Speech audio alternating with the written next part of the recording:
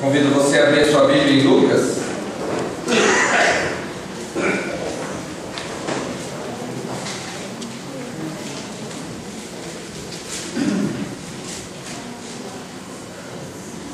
Lucas 23, do verso número 33 até o verso 43.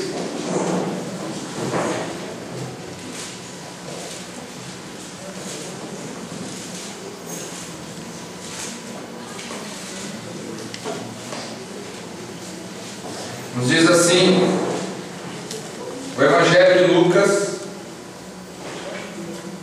as seguintes palavras: quando chegaram ao lugar chamado Calvário, ali o crucificaram, bem como aos malfeitores, um à direita, outro à esquerda.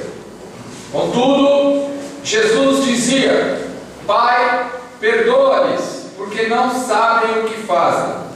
Então, repartindo as vestes deles, lançaram sortes. O povo estava ali e a tudo observava. Também as autoridades zombavam e diziam: salvou os outros, a si mesmo se salve, se é de fato o Cristo de Deus, o escolhido. Igualmente os soldados o escarneciam e, aproximando-se, trouxeram-lhe vinagre, dizendo: se tu és o rei dos judeus, salva-te a ti mesmo. Também sobre ele estava esta epígrafe, em letras gregas, romanas e hebraicas: este é o rei dos judeus. Um dos malfeitores crucificados blasfemava contra ele, dizendo: não és tu o Cristo? Salva-te a ti mesmo e a nós também.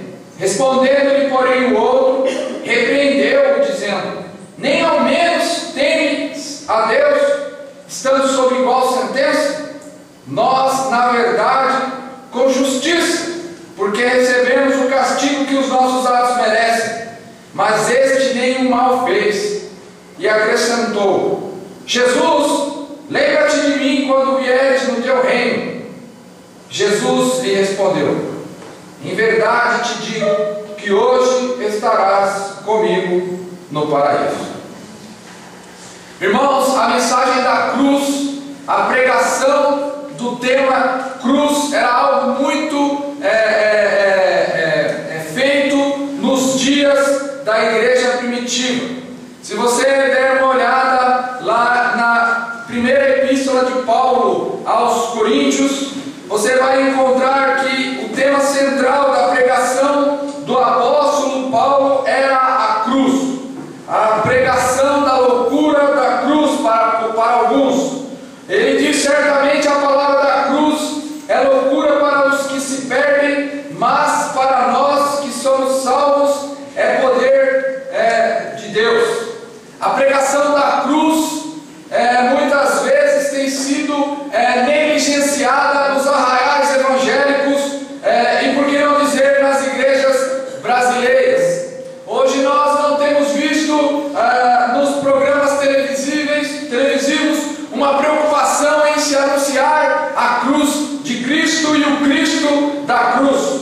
A pregação do Cristo na cruz muitas vezes não dá o ibope que muitos teleevangelistas e outros pregadores desejam ter, porque a cruz implica em renúncia e a cruz implica em uma vida de servidão e obediência a Deus enquanto nós estivermos aqui.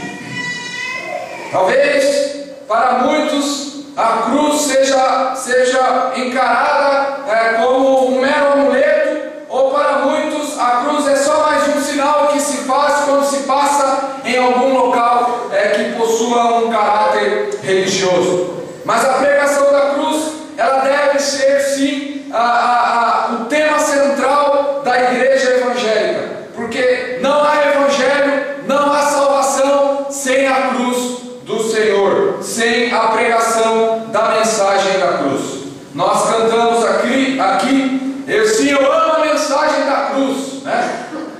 Nós precisamos então conhecer essa mensagem que a cruz quer nos dar. A cruz e a crucificação.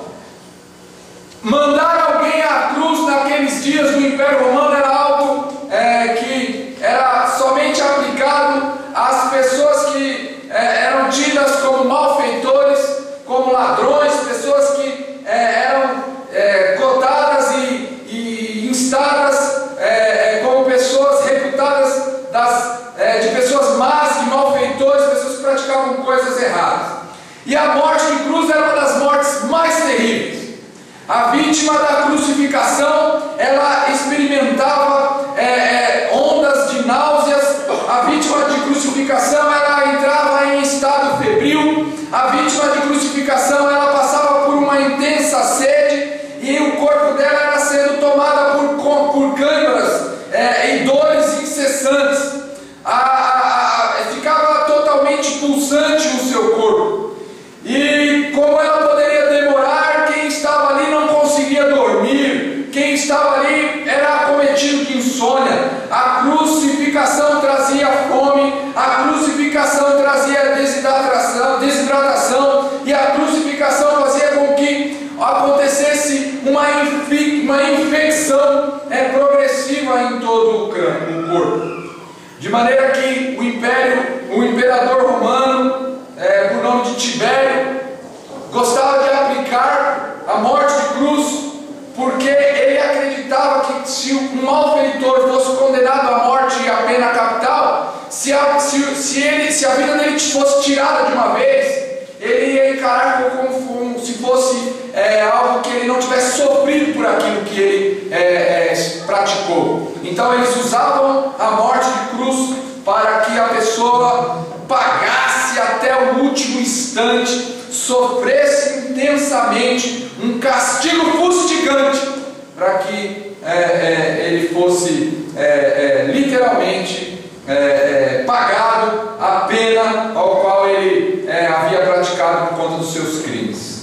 Mas, irmãos, quando nós olhamos para este texto, quando eu olhei para esse texto, eu fiquei, me chamou a atenção as posturas que as pessoas tiveram diante da cruz, diante daquela mensagem que a cruz queria dar, diante daquilo tudo que aconteceu, diante das palavras de Jesus, quando Jesus diz: Pai, perdoa, quando Jesus não quis tomar ali aquele líquido que ele queria, que queriam dar para ele, quando mais à frente ele grita: está consumado. Ali eu percebi quando li que as pessoas reagiram diante da crucificação de Cristo. Então a cruz é uma oportunidade. A cruz, ela traz ali uma oportunidade para as mais diversas reações.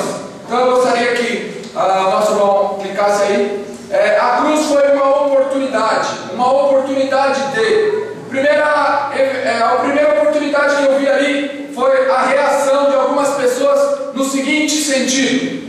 Muitos ali que estavam, o verso 34 vai dizer que esses eram os soldados, os legionários. Ali a cruz foi uma oportunidade de ganho e de vantagem material. Veja o que diz o verso número 34.